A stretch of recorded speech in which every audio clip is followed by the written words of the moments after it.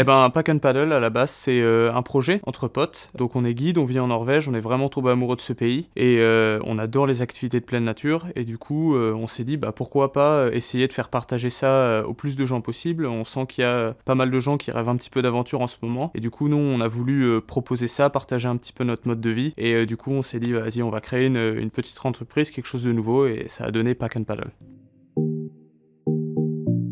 En tant que guide, je sais pas, faut demander à nos participants, ils sont tous contents. Non, en vrai, un trip avec Pack and Paddle, c'est un trip qui sort des sentiers battus. Nous, on veut proposer une immersion totale pendant 5 jours. Donc, vous allez parcourir la nature à pied et en canoë, dormir en tente, en refuge, en tipi, voir la nature sous tous ses angles, tout en ayant un sac plutôt léger pour profiter un maximum de ce séjour. Vous allez adorer avec nous.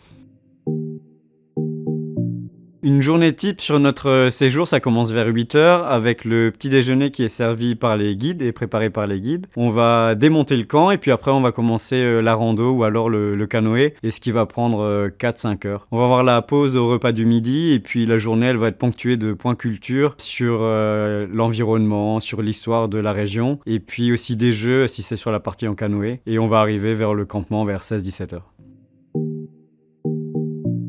Eh ben en fait, la vie de la nature, c'est plus ou moins comme on se l'imagine. C'est assez minimaliste, et puis en fait, on doit réapprendre à vivre au rythme de la nature. On se lève en même temps que le soleil, le camp est monté, on va se coucher à la tombée de la nuit, et voilà, on vit au rythme du jour. On doit pas forcément réapprendre, mais faire sa toilette et tous les gestes du quotidien, peut-être dans les rivières, les lacs, etc.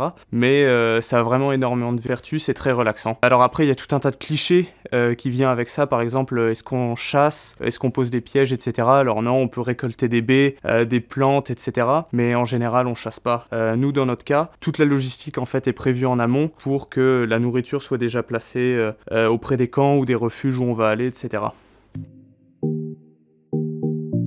Alors non, on a vraiment créé le parcours pour qu'il soit abordable pour le plus grand nombre, pour faire découvrir la nature norvégienne à tout le monde. Et on a eu des participants de 20 ans à 62 ans et tout le monde a terminé le trip.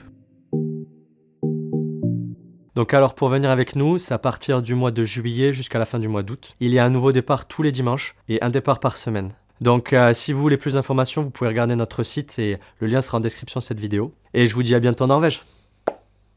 On a vraiment conçu le parcours pour qu'il soit... Tout de suite, on vous attend. Non alors...